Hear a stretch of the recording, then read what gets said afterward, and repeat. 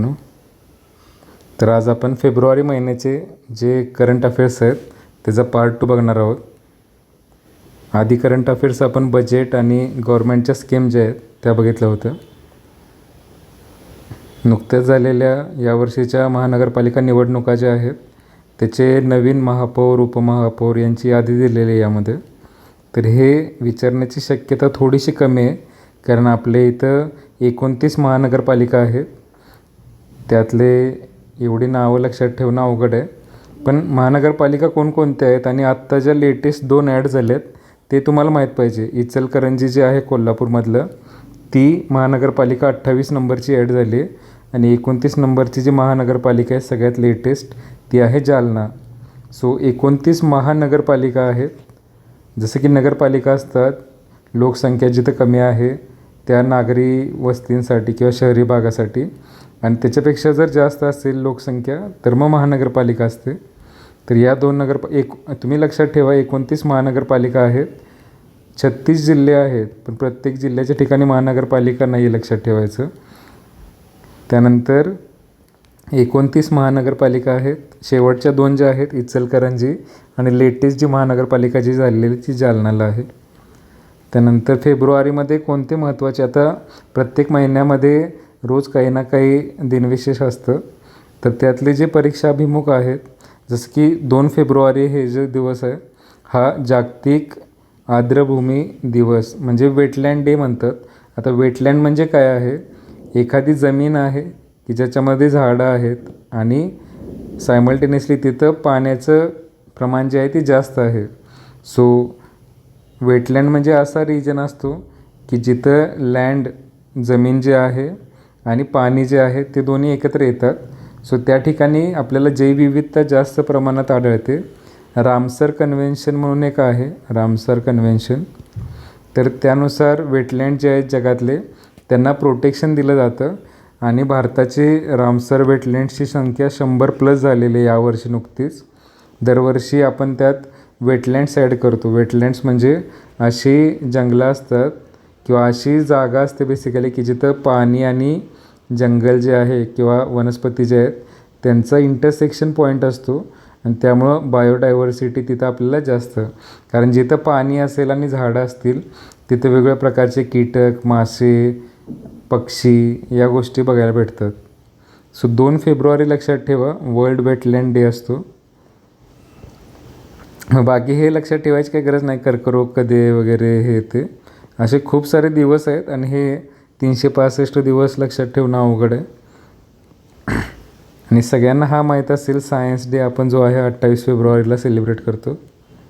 त्यानंतर या कुठल्या कुठल्या सरकारांनी स्कीम ज्या सुरू केलेल्या आहेत त्याची नावं आहेत, पण हे विचारण्याची शक्यता थोडीशी कमी वाटते मला.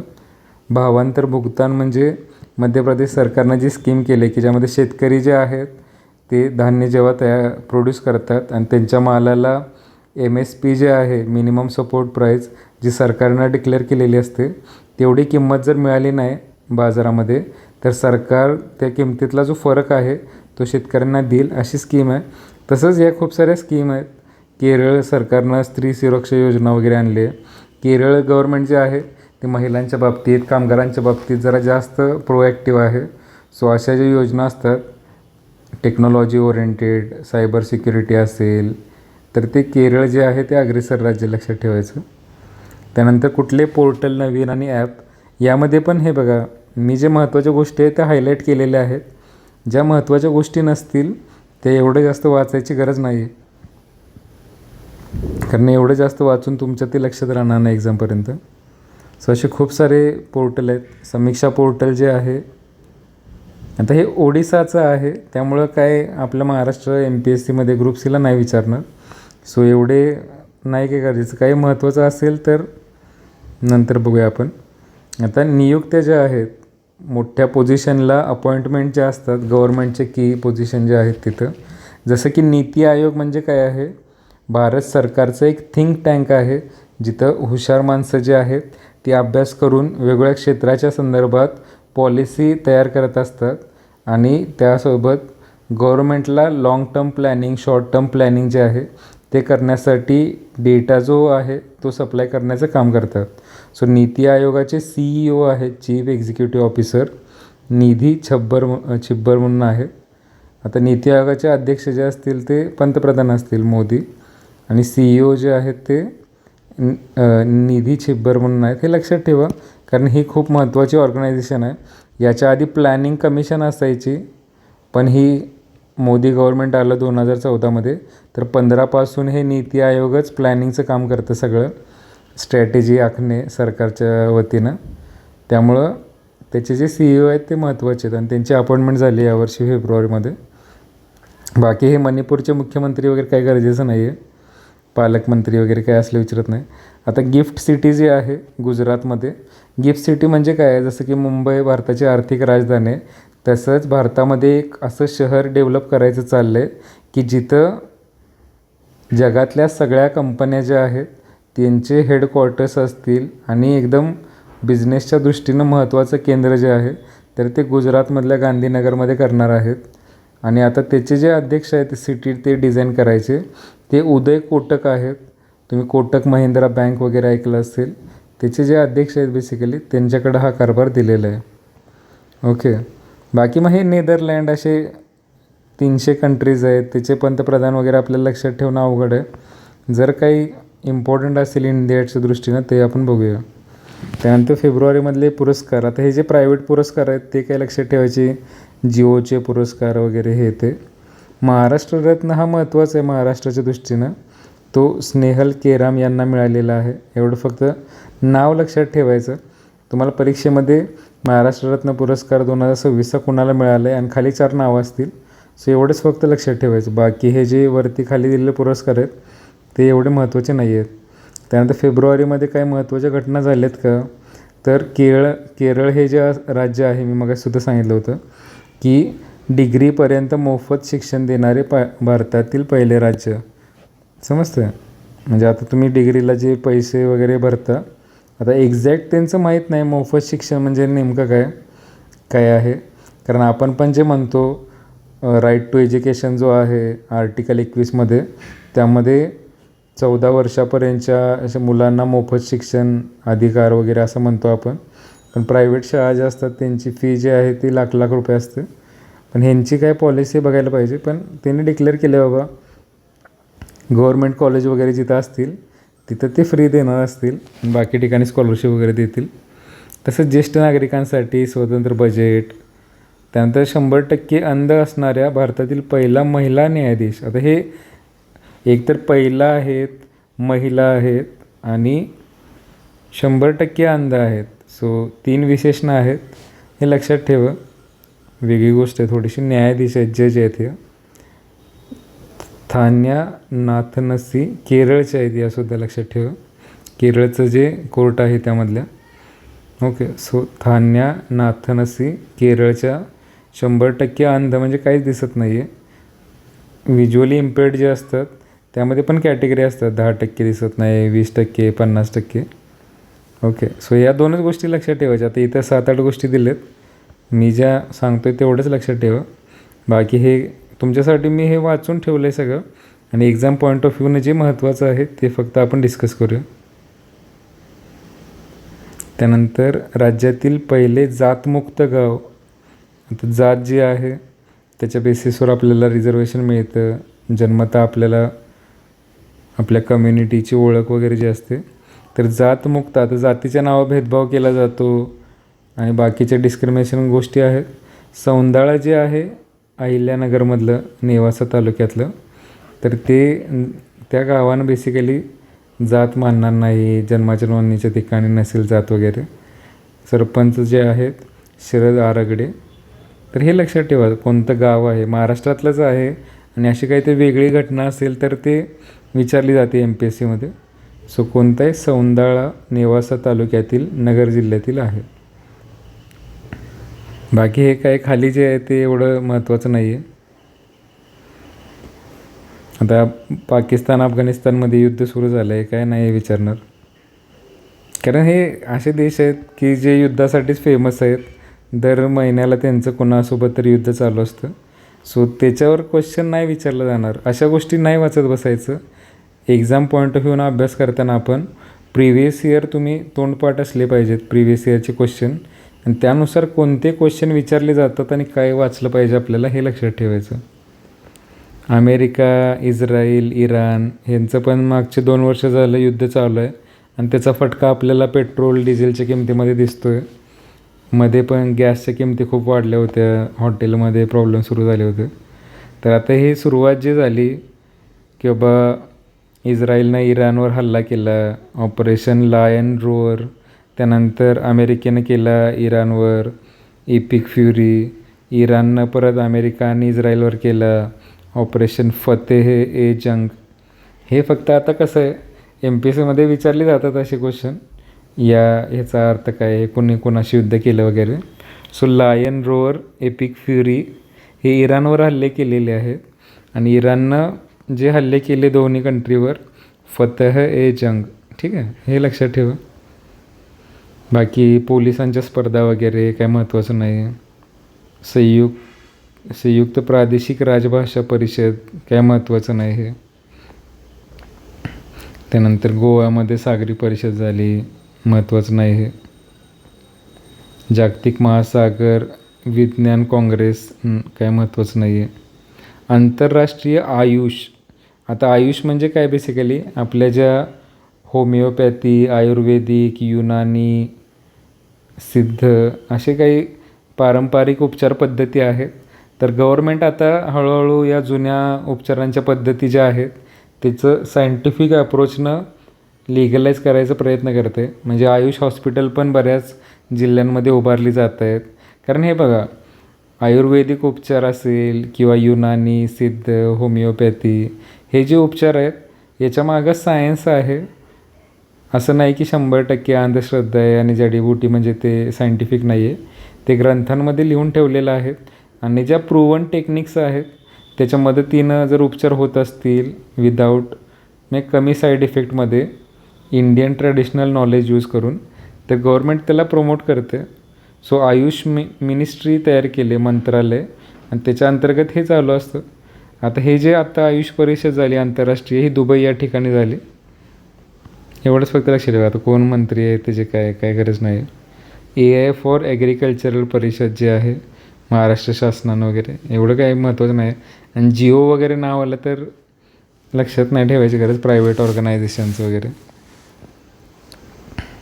महाविस्तार ॲप काय आहे, तर स्मार्टफोन नसलेल्या शेतकऱ्यांसाठी व्हॉईस टेलिफोनिक सुविधा.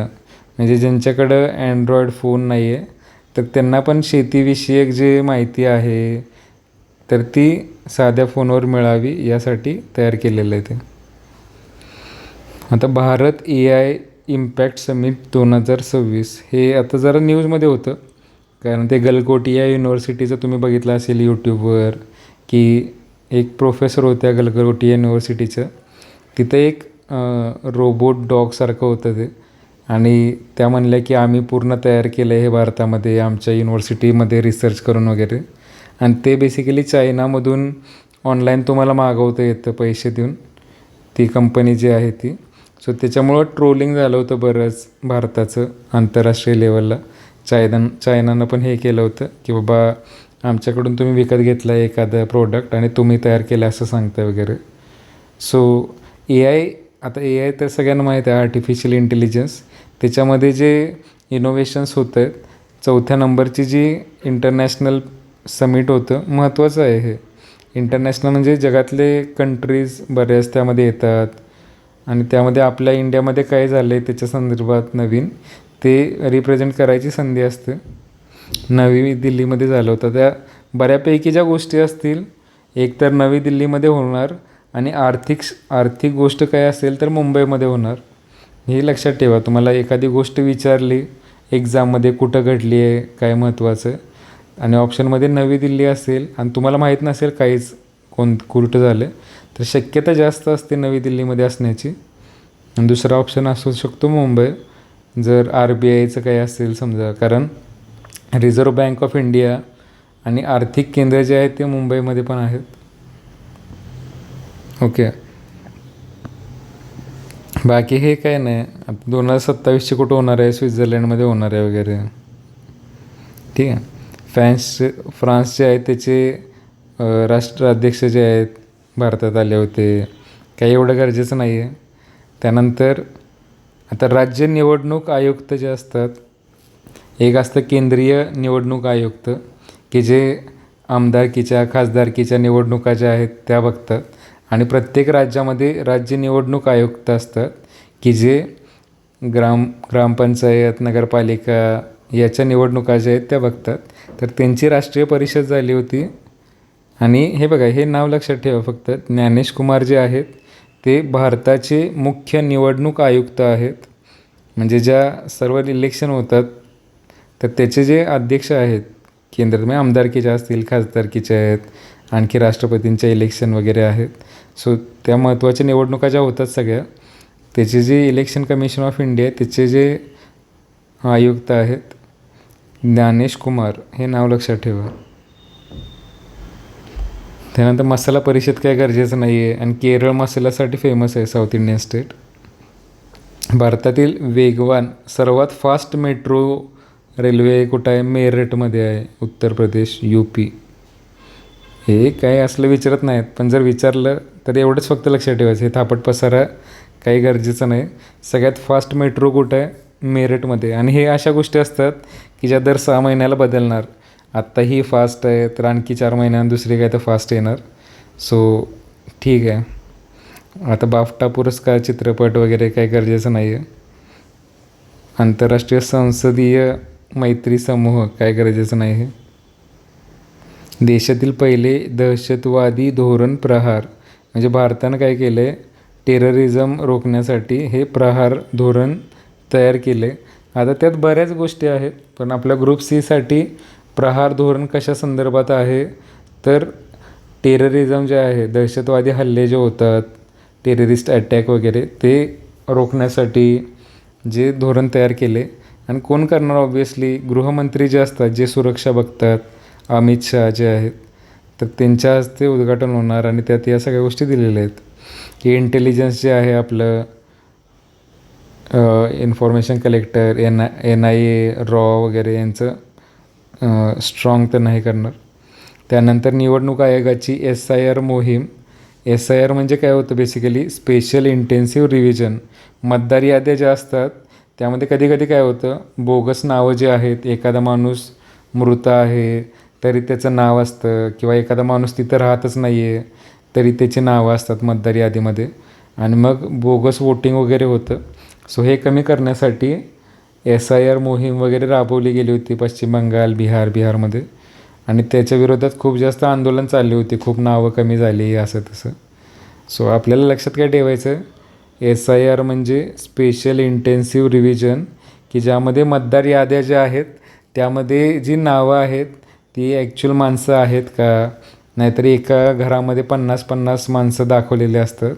सो ते नावं जे असतील डुप्लिकेट ती डिलीट करायची. किंवा एखाद्या महिलेचं लग्न होऊन ती दुसऱ्या ठिकाणी गेली तर तिचं दोन्ही ठिकाणी नाव असतं मतदार यादीत, तर जिथं ॲक्च्युअलमध्ये आहे तिथंच ठेवायचं आणि दुसरीकडचं कमी करायचं. या गोष्टी केल्या जातात. सगळ्यात पहिला ते सुरुवात कुठून झाली तर बिहार राज्यातून झाली, लक्षात ठेवा. आता बिहार जे आहे ते थोडंसं नोटोरियस राज्य आहे. आपण TV जर तुम्ही बघत असाल तर भ्रष्टाचार असेल, त्यानंतर आणखी खूप जास्त दंगली वगैरे या गोष्टी होतात तिथं. सो तिथून ही सुरुवात झाली होती या गोष्टीची. त्यानंतर राफेल विमान जे आहे, लढाऊ विमान आहे, फ्रान्सकडून आपण खरेदी करतो आहे. हे दुर्दैवाची गोष्ट आहे. इंडियानं डेव्हलप करायला पाहिजेत आणि याची किंमत खूप जास्त असते, कोट्यवधी. हे बघा, हा व्यवहार 3.25 लाख कोटी, समजते का किती कोटी आहे? 3.25 लाख कोटी, म्हणजे 1 कोटी जे आहे एवढे शून्य असतात त्याच्यात, एवढे. आणि अजून ह्याला गुणिले 3,50,000 कोटी, जे शून्य पण मोजता येणार नाही, एवढी मोठी संख्या आहे. एवढे पैसे आपण फ्रान्सला देतो आहे हे विमान खरेदी करण्यासाठी, कारण हे वर्ल्डमधले one of the best fighter jets आहेत. पण हे आपण भारतानं आपण मेड इन इंडिया वगैरे या गोष्टी म्हणतो आहे, तर हे गोष्टी आपल्या स्वतः रिसर्चमध्ये, एज्युकेशनमध्ये स्पेंड करायला पाहिजेत. हा वेगळा मुद्दा आहे. आता यात थोडंसं त्यांनी केलं आहे की बाबा 60% भाग भारतात बनवणार असं तसं, पण एवढे कोटी रुपये खर्च करतो आहे तर ते इन्फ्रास्ट्रक्चरवर आपण फोकस करायला पाहिजे इंडियामध्ये. आता हे मिलिटरी ॲडव्हेंचर कप काय नॉट नेसेसरी. विश्व मराठी साहित्य संमेलन आता हे दरवर्षी होत असतं. सो प्रश्न काय लक्षात ठेवायचे आहेत, हे 4थ्या नंबरचं आहे. 2 मोठे पुरस्कार कोणते आहेत? विंदा करंदीकर जीवनगौरव पुरस्कार श्रीनिवास कुलकर्णी यांना, साहित्यभूषण भालचंद्र नेमाडे. आता हे जे दोन्ही लेखक आहेत ते त्या क्षेत्रातले दिग्गज आहेत. सो नावं लक्षात ठेवा, भालचंद्र नेमाडे, श्रीनिवास कुलकर्णी. आणि कुठं झाला हा? 2026चा नाशिकमध्ये. एवढं फक्त लक्षात ठेवायचं, बाकी काही वाचायची गरज नाही आहे. असे 50 पुरस्कार आणि या गोष्टी मिळतात, काही गरजेचं नाही आहे एक्झामसाठी. बाकी तुम्हाला आवड असेल तर वाचू शकता. बांगलादेशमध्ये तुम्ही मागच्या 2 वर्षापासून वाचत असाल, खूप जास्त आंदोलनं हिंसा वगैरे झाली आणि त्यानंतर ज्या निवडणुका झाल्या त्यामध्ये मेहबूबा मुफ्ती होत्या आधी, त्यांचं सरकार गेलं आणि तारिक रहमान यांचं आलं. ठीक आहे.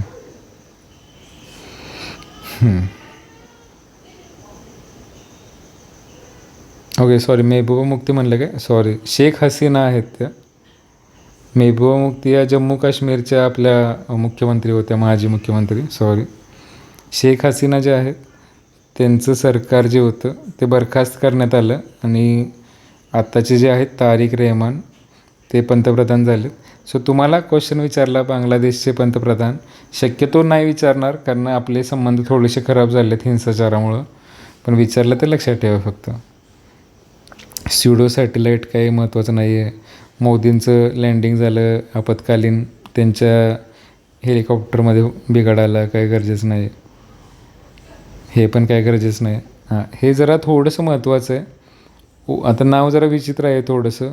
ओल चिकी लिपी आहे. लिपी म्हणजे स्क्रिप्ट, जसं आपण मराठीमध्ये अक्षर लिहितो अ आ इ क ख ग घ, तसं ही एक आदिवासी संथाली भाषा जी आहे तर त्याच्यासाठी वापरली जाणारी ही लिपी आहे. आणि ती लिपीचा शताब्दी महोत्सव म्हणजे 100 वर्ष पूर्ण झाले हा सेलिब्रेट किंवा थोडक्यात सेलिब्रेशनचंच आहे बेसिकली. सो संथाली आदिवासी जमात पण आहे आणि भाषा पण आहे. ही 8व्या अनुसूचित आहे, 2003मध्ये सामील झाले. म्हणजे मराठी जसं आपण लिहितो अ आ इ, तसं ओल चिकी लिपी जी आहे ते संथाली भाषेसाठी आहे, लक्षात ठेवा फक्त. बाकी काही महत्त्वाचं नाही. बाकी हे मोदी साहेब जे आहेत वेगवेगळ्या ऑफिसेसची नावं जे आहेत ती अशी देत असतात. सेवा तीर्थ, प्राईम मिनिस्टर ऑफिस जे आहे त्याला सेवा तीर्थ, आणि दुसरे जे तिथले मिनिस्टरचे जे ऑफिस आहेत मंत्र्यांचे त्यांना कर्तव्य भवन वगैरे अशी नावं दिलं. आणि यावेळेस सेवा तीर्थमध्ये काय केलं, PM राहत योजना जी आहे राहत, त्यामध्ये काय केलं, जेव्हा ॲक्सिडेंट होईल, समजा तुमचा ॲक्सिडेंट वगैरे झाला तर 1.5 लाखापर्यंत कॅशलेस उपचार. कॅशलेस म्हणजे पैसे तर भरायचे नाहीत काय, ऑनलाईन वगैरे असं टाईपमध्ये. ठीक आहे.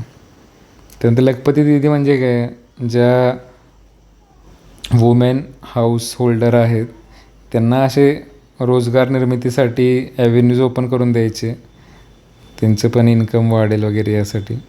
आणि स्टार्टअप इंडिया याच्यासाठी फंड वगैरे तयार केलं. क्लायमेट वीक वगैरे काय गरजेचं नाही आहे. जिओ वगैरे आल्यावर मला महत्त्वाचं वाटत नाही हे. त्यानंतर हिंदी चादर महाराष्ट्र सरकारनं, गुरु तेग बहादूर जे होते शीखांचे 9वे गुरु होते. आता शीख जो समाज आहे यात 10 गुरु होऊन गेलेत, तर 9वे जे त्यातले गुरु होते त्यांची बेसिकली औरंगजेबानं हत्या केली होती त्यांना कन्वर्ट करण्यासाठी मुस्लिम धर्मामध्ये, पण ते तयार झालं नाही त्यामुळे त्यांचा शिरच्छेद करण्यात आला होता.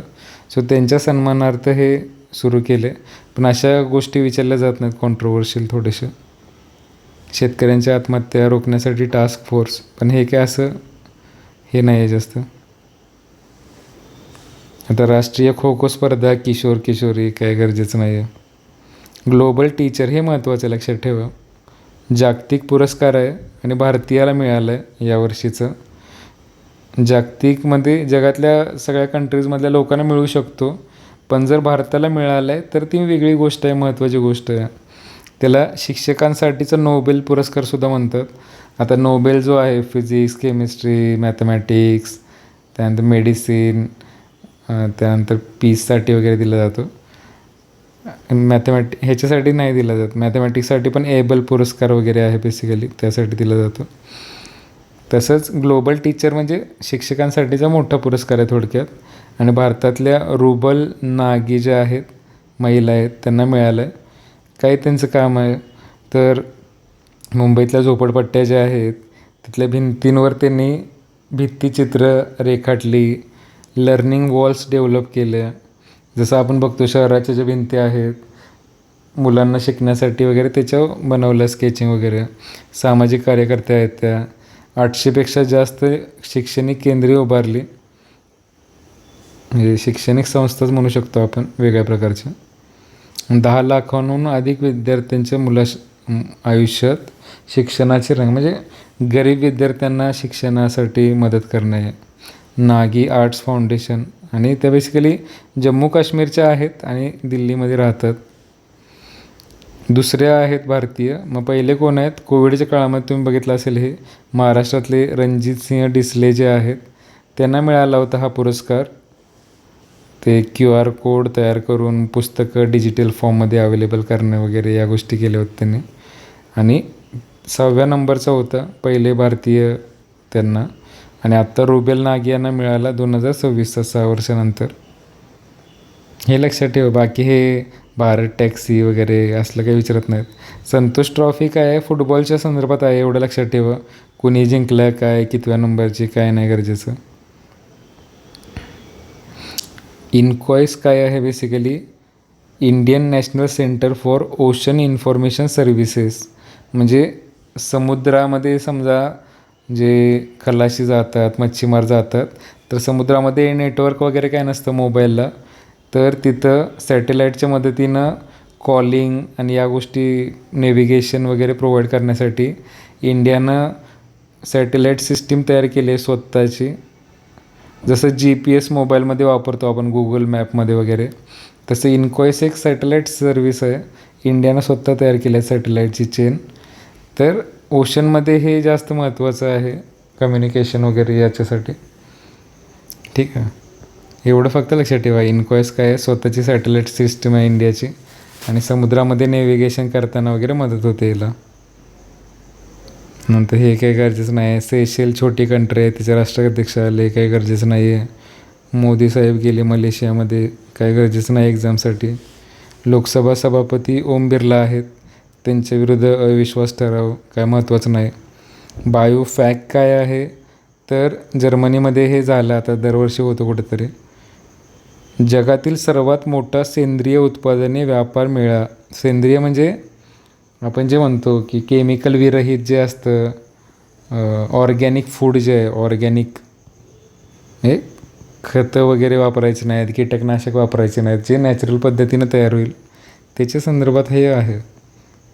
भारत पण याच्यावर फोकस करतो आहे. त्यानंतर ग्रॅमी जे आहे सिंगिंगच्या क्षेत्रातला अवॉर्ड आहे. आता हे कुणाला मिळालं काय एवढं महत्त्वाचं नाही वाटत मला. प्रोजेक्ट चिता काय आहे, आता ही जुनी गोष्ट आहे, 2022मध्ये सुरू केलं आहे. भारतातले चित्ते जे आहेत अतिशिकार केल्यामुळं राजे महाराजांच्या हौशीसाठी ते समाप्त झाले होते. 1952मध्ये शेवटचा चित्ता जो होता तो लुप्त झाला असा रिपोर्ट आला. त्यानंतर भारतातले जे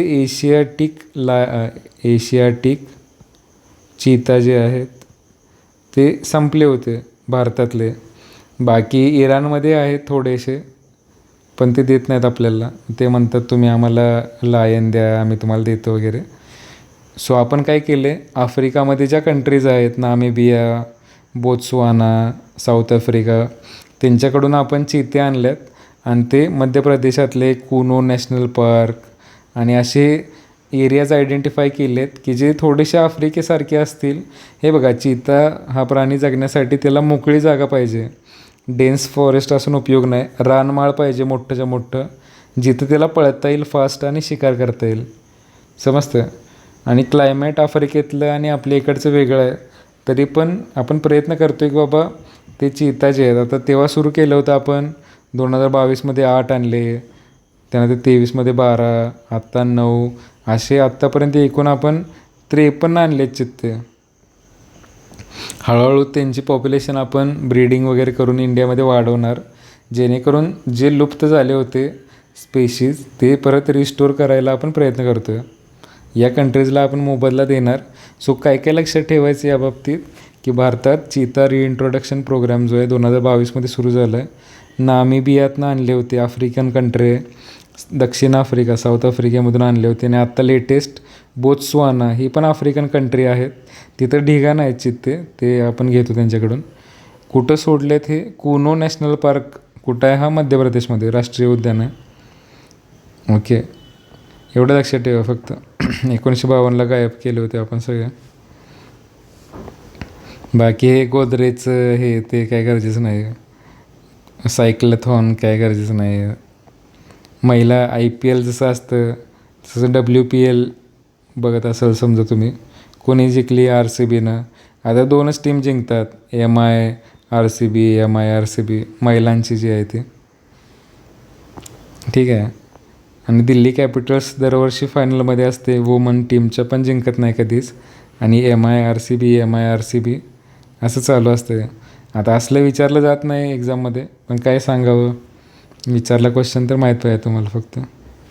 अंडर-19 मुलांची जी स्पर्धा होती क्रिकेटची, आपण जिंकले भारतानं इंग्लंडला हरवून. सो आता इंटरनॅशनल आहे आणि क्रिकेट सगळे बघतात, त्यामुळे थोडंसं महत्त्वाचं होतं. मग त्यात तुम्ही आता वैभव सूर्यवंशी वगैरे ऐकला असेल, तो पण होता त्या टीममध्ये वगैरे. रणजी ट्रॉफी काय आपल्या इंडियन लोकल जे असतं सिलेक्शन ग्रुप क्लास Aचं वगैरे ते म्हणतो आपण. काही गरजेचं नाही, आता एवढे संघ असतात त्यात. खंजर सराव जो आहे म्हणजे युद्ध सराव करतो आपण दुसऱ्या देशांसोबत. आता हा किर्गिस्तानसोबत केला जातो, एवढंच लक्षात ठेवायचं. त्यांचे मिलिटरीतले लोक असणार, आपले असणार आणि ते प्रॅक्टिस करणार, बाबा मॉक ड्रिल करणार, भविष्यात युद्ध वगैरे झालं तर कसं आपल्याला करता येईल. ठीक आहे. त्यानंतर राष्ट्रपती द्रौपदी मुर्मू ज्या आहेत आपल्या, त्यांनी प्रचंड हेलिकॉप्टरमधून जे लढाऊ हेलिकॉप्टर आहे त्यातून प्रवास केला. आता या पहिल्या महिला राष्ट्रपती झाल्या त्यातून प्रवास करणाऱ्या ऑब्व्हियसली. आणि बाकी मग या 1 लाईनर काही गोष्टी दिल्यात किरकोळ खाली, त्या वाचून घ्या फक्त. ज्या महत्त्वाचे करंट अफेअर्स आहेत ते आपण वरती डिस्कस केलेत. हे खाली जे आहेत त्यातलं मी जे आत्ता सांगितलं त्याप्रमाणे काय असेल तर बघून घ्या. जे पहिल्यांदा झाली आहे गोष्ट, कधी झाली नाही, महिलांच्या संदर्भात असेल वगैरे. सो हे खाली 1 लाईनर आहेत. 1 लाईनर जसं की सांगतो मी तुम्हाला हे कसं वाचायचं. 4-5 एक्सप्लेन करतो. आरोग्य सुरक्षा ते राष्ट्रीय सुरक्षा कायदा काही गरजेचं नाही. हे आसाममध्ये राष्ट्रीय वस्त्र मंत्री काही गरजेचं नाही. जलविवाद कुठं पेरियार नदीची भांडणं चालू आहेत तमिळनाडू कर्नाटक. आता विचारलं तर काय, पेन्नियार जी नदी आहे कुठल्या राज्यात भांडणं चालू आहेत? तमिळनाडू कर्नाटक. बरं, आता हे सक्षम ॲप काहीतरी असेल किंवा महोत्सव आहे ऊर्जा संवर्धनासंदर्भात, काय महत्त्वाचं नाही. दुबईला काही तर समिट आहे, महत्त्वाचं नाही. समजतं? मी सांगतो फक्त. आता हे अमेरिका दरवेळेस काय करते, दर 2 महिन्याला आपल्याशी भांडणं झाली की टॅक्स वाढवते, परत कमी करते, वाढवते, कमी करते. काहीच गरजेचं नाही. कारण परीक्षा होईपर्यंत आणि झाल्यानंतर 50 वेळा चेंज झाला असणार हे. सो प्रश्न झाला तयार तर रद्द होईल तो.